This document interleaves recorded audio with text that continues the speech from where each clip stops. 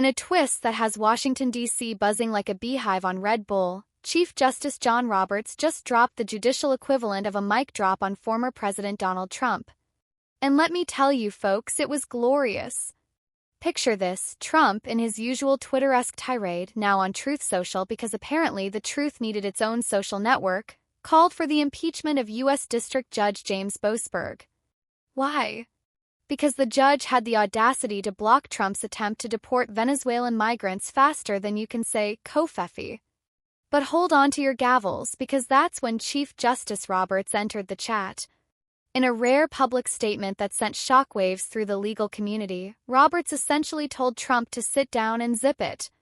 For more than 2 centuries, Roberts declared, channeling his inner history professor, it has been established that impeachment is not an appropriate response to disagreement concerning a judicial decision.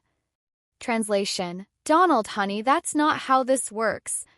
That's not how any of this works.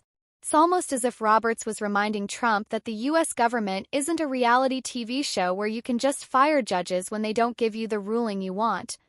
Imagine that. But wait, there's more.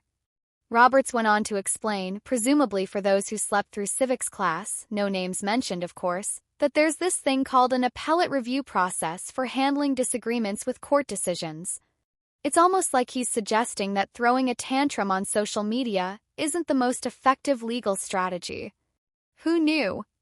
This isn't the first time Roberts has had to come out of his chambers to give Trump a judicial smackdown. Back in 2018, he had to remind the then-president that there's no such thing as Obama judges or Trump judges. Seems some lessons are hard to learn, even for stable geniuses. As Washington reels from this latest clash of the titans, one thing is clear. John Roberts isn't afraid to defend the independence of the judiciary, even if it means taking on a former president with a penchant for all caps and multiple exclamation points. So there you have it, folks. In the ongoing saga of Trump versus the world, score 1 for the guy in the black robe. Now, if you'll excuse me, I'm off to grab some popcorn. Something tells me this show is far from over.